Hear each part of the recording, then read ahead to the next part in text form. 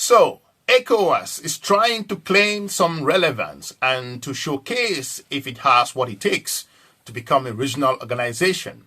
I think this is something that ECOWAS begin to pay attention on what's happening in its own backyard and the embarrassment over the years and the shameful method of rolling out its policy across the region. And if ECOWAS want to show leadership in that region, ECOWAS should first step up to the plate and start informing its partners, its regional members who change constitutions, who extend their stay in power, who fail to recognize that there is also a term limit with regards to their own particular reign in power, not to come at a time because of global criticism, the lack of its own fundamentals in keeping the region safe. And now Nigeria has taken a step which would have caused a very, very huge escalation in the region. And we all hope that this is ending the way it is at the moment. But it goes back to what I've been saying, that ECOWAS can no longer ignore the fundamentals of the West African challenge, the relationship they have with France, and how this France-Afrique has crumbled countries across the region. And ECOWAS should, at this moment, think about its funding options, its finances, on how it should become an independent organization if it has to claim to intervene in the future, because this is not going to be a one-off, because the economic challenges, the social issues, the security problems, and more importantly, the trade issues, and going back to the social concern, the particular challenges that the locals and more importantly, the regional members are facing at this time where the global economic is not favoring this region, and more importantly, their natural resources is not trickling down as a result of tech-termism that we see, food-termism that we see in the continent of Africa's own region in West Africa. ECOWAS' particular move today, led by Nigeria, would have caused an escalating situation that the countries across the region would have questioned if Nigeria's move to violate one of Alliance of the Sahel States' own territory would have not been what we are talking about today.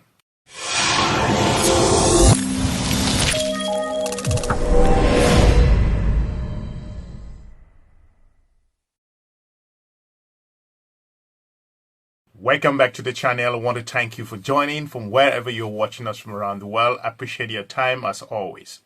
A situation in Benin so far, according to news media, have been brought under control, and we all see how the leader of the country, Mr. Talon, has addressed his people, and more importantly, he has talked about what actually happened. We have a video here to show that, and also I really want to look at the reason why the regional hegemon, that's Nigeria, basically took some steps to revert what would have been a catastrophe based on the events in the country of Benin. However, Nigeria haven't taken such a step on behalf of ECOWAS and as a leader in regards to that region, talking about ammunition, talking about the number of militaries that it does have, the battalion, and as one of the countries that is leading ECOWAS. Irrespective of that, they are not holding the presidency at the moment.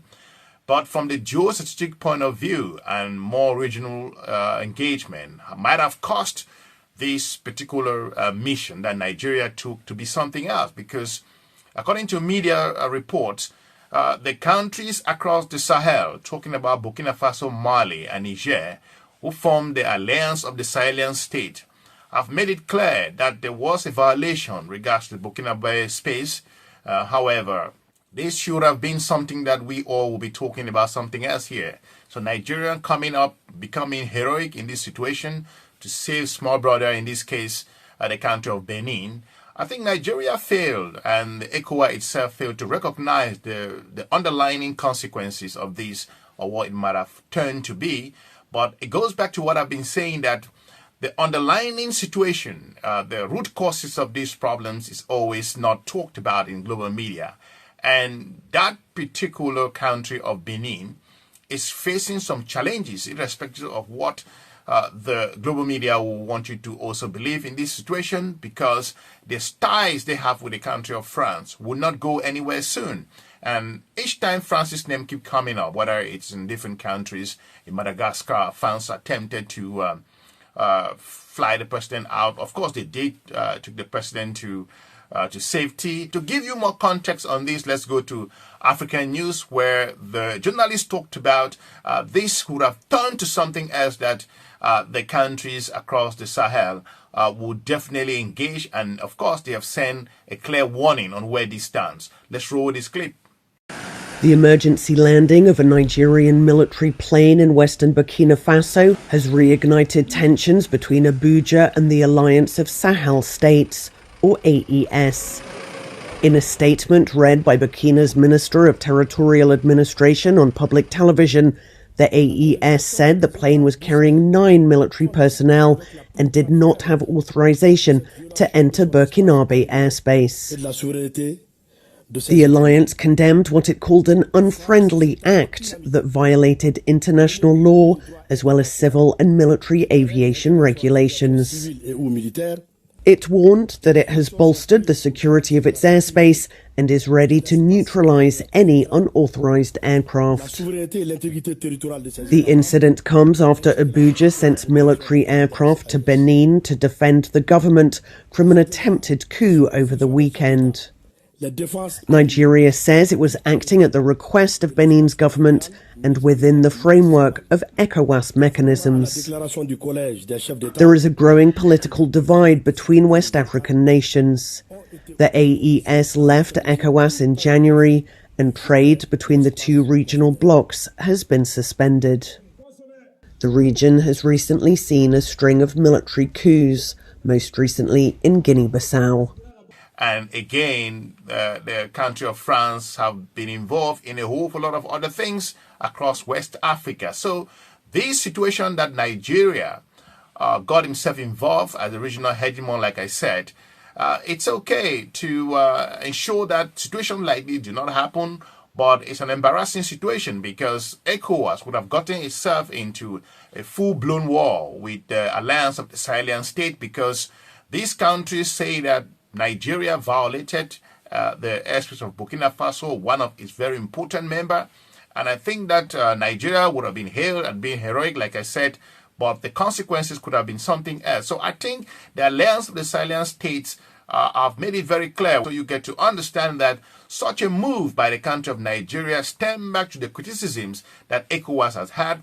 ECOWAS is a failing organization, and ECOWAS is trying to basically reinvent itself and to become more relevant. I think this event will not make ECOWAS become a relevant organization. ECOWAS need to go back to the drawing board, look on its funding options, look on tackling issues that are relevant in the 21st century that are engaging countries of West Africa. Nigeria in particular does have its own internal challenges.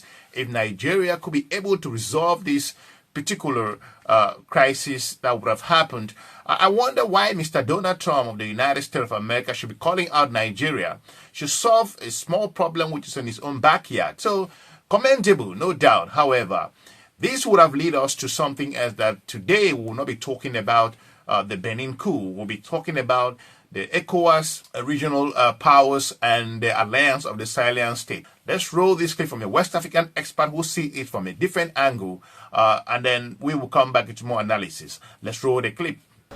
Well, let's bring in Dr. Oluwole Ojewale, Senior Researcher, Institute for Security Studies. He's joining us live via Zoom from Dakar. Dr. Ojewale, thank you for joining us on the program. Now, ECOWAS has intervened to help Benin keep order during these attempted coup. What's your take on this intervention and the impact it is likely to have? It is the best option that was on the table for ECOWAS. And as a citizen of West Africa, I'm glad that they were able to successfully carry out or execute that operation. The overarching objective is to establish deterrence. So if there are a group of soldiers located somewhere in any of the countries, member state of ECOWAS, who possibly want to also execute such idea, at least they will know now that ECOWAS has evolved in the last 2 or 3 years. Consider the events in Mali, Niger, and Burkina Faso, in which they have hesitated to actually take such decisive steps. Now they will know that ECOWAS is not just a dog that can bark, but it can actually bite as well. Right, so this action is much faster than we have seen before in other parts of West Africa that have had coups or attempted coups. Why is this the case, though? The case for the Benin coup was one too many. One, because we just had what former president of Nigeria described as ceremonial coup by Balo Sise in Guinea-Bissau. And now, less than 2 weeks after we're having the Benin, it means things to look like a house of cards that it's going to have a domino effect if they allow this to happen in Benin.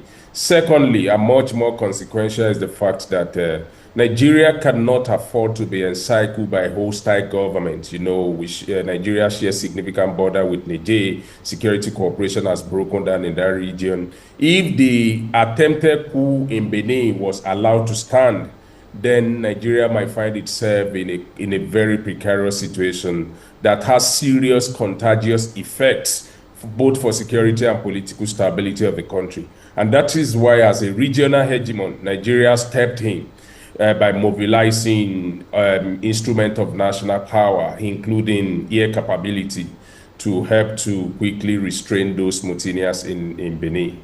Despite the move by the country of Nigeria on behalf of ECOWAS, I think it goes back to what I've been saying, that ECOWAS has failed to recognize the underlying consequences here, because the country of France's engagement with the region will continue to plague this region in several ways. According to a news report, France has criticized what happened in Benin.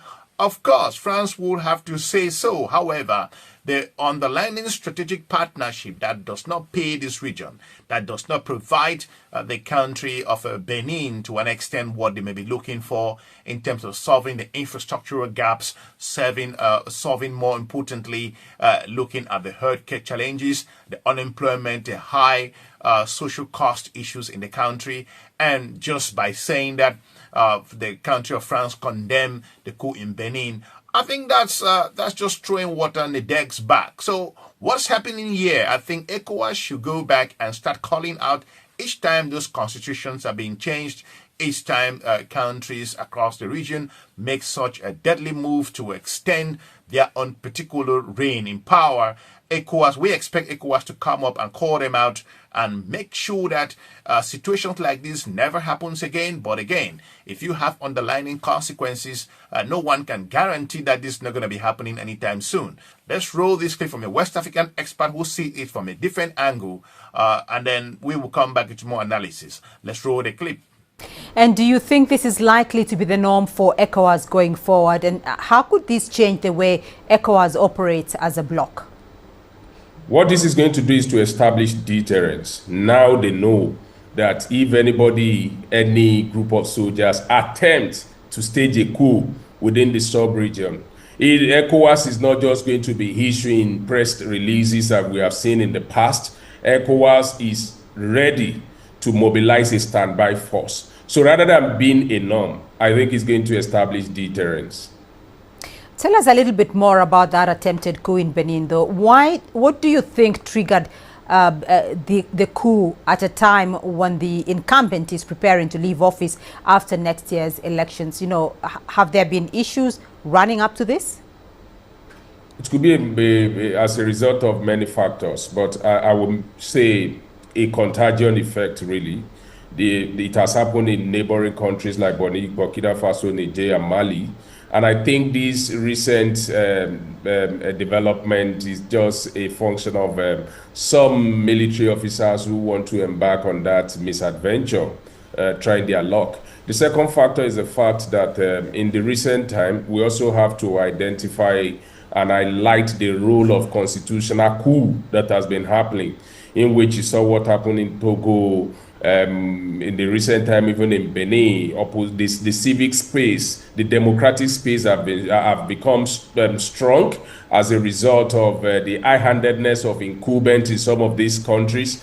And what opposition party politicians do in such atmosphere is that they reach out to military collaborators and try to execute this agenda, in which if they cannot gain access, if they cannot capture state power through the ballot, then they go through the barrel of gun. So I think that is also a possibility in the light of what has just happened in Benin. And the fact that there's a crisis of legitimacy all over the places in the region, and it's an opportunity for politicians to seek collaborators within the military to stage a coup. So those are some of the factors: contagion effect, and then the high-handedness with which incumbent government have handled and managed opposition in the recent time could be explanatory variables.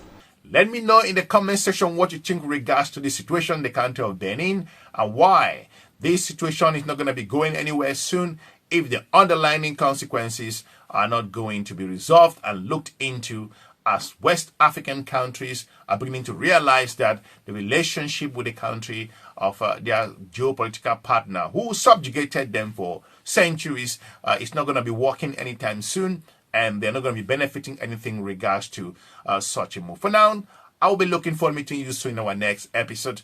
Have a good day. Bye-bye.